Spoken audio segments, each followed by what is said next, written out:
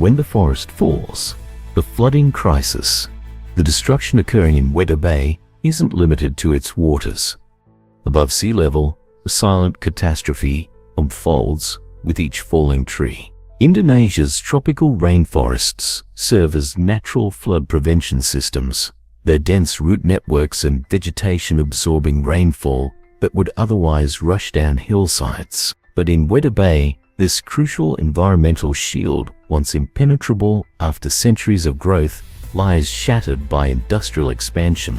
Several thousand hectares of primary tropical rainforest have vanished in just 8 years, reports one environmental organization tracking the region's transformation.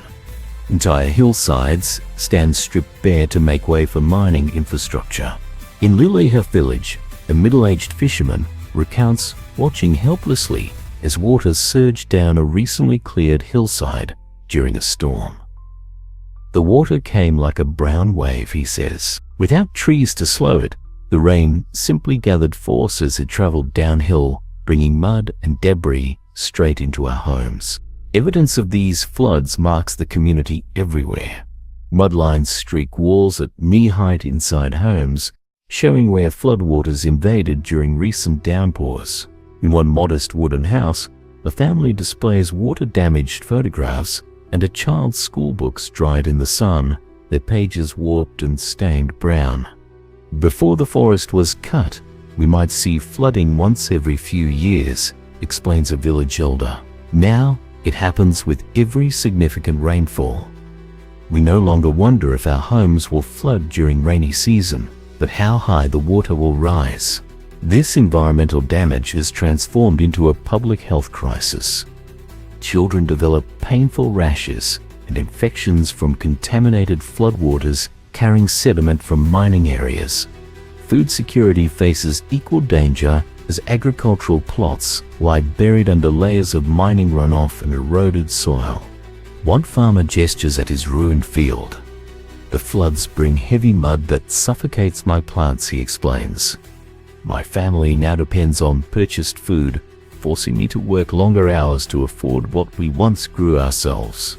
Mining companies have established tree nurseries in response to criticism about deforestation. Company representatives showcase rows of saplings, promising complete reforestation within decades. Their presentations feature digital renderings of restored landscapes. Primary tropical rainforests represent complex ecosystems that developed over centuries, count as an ecologist studying the region. What's destroyed in days takes generations to recover, if it ever does. For Liliba residents, these competing narratives create an impossible situation. The industry causing their environmental suffering provides economic lifelines many families now depend on. "My son works for the mining company," confesses the village elder. "How can I criticize the industry that pays for his children's education? Yet how can I stay silent as the place my ancestors lived for generations becomes unrecognizable?" This painful irony strikes at the heart of Wedda Bay's transformation. Communities find themselves balancing immediate economic needs against long-term environmental survival. Here's a darker truth behind Indonesia's nickel boom. Despite powering our clean energy revolution, these mines run almost entirely on coal electricity. This creates a troubling paradox where batteries meant for reducing emissions are manufactured through highly polluting processes. Equally concerning is the lack of transparency. The Wedda Bay mine, which has the French state as a minority shareholder through Aramat Group, declined to meet with journalists. Our transition to electric vehicles simply shifts pollution onto communities like Wedda Bay, trading one environmental crisis for another. True sustainability demands holding these operations accountable through environmental safeguards and community protections. We must ensure clean energy is actually clean.